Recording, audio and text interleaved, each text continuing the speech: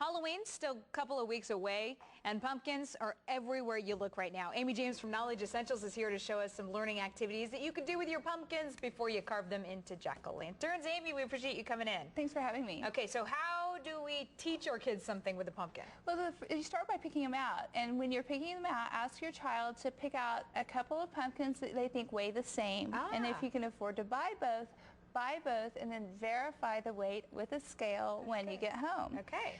You can also ask them to pick out pumpkins that all have different weights, and then which one weighs the least, and then which one weighs the most, and all the way in between.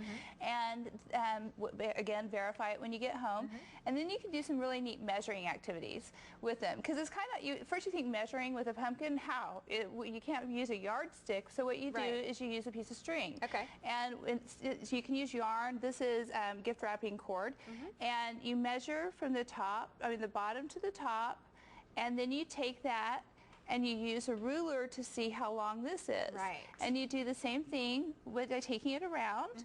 And then you can also use an estimation activity. How many pumpkin seeds do you think are in here? And when you clean it out, when you carve it, you count them? You roast them, and then you count them so that you don't get all gross and yucky.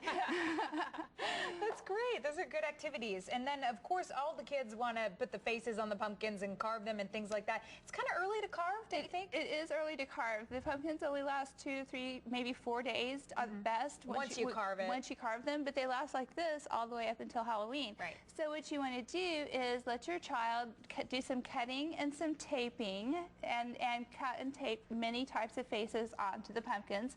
They can switch them around and then decide exactly what kind of pumpkin they want for Halloween.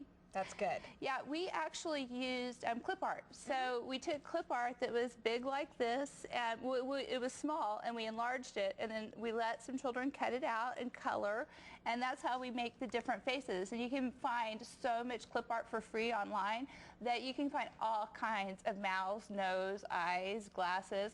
In fact, we made one that was a Martian. This one? And we used the thick foamy paper that I like so much, because it's so easy for little kids to use with their hands when they're not horribly coordinated, which you're going to find out soon enough.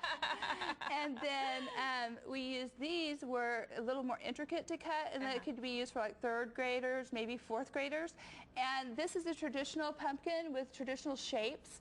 And what I like about this one is that you'll look, it has an A-B pattern in it. And an A-B pattern is an important, it's just a... You're right. It does, I know, it's amazing that I bring things that you can learn from. But the A-B pattern is an important skill in kindergarten, and it helps the children with putting together math skills and reading skills. So I love patterns. Such great tips, Amy. Thank you. We appreciate you coming in. Thanks so much. We'll be back with more after this.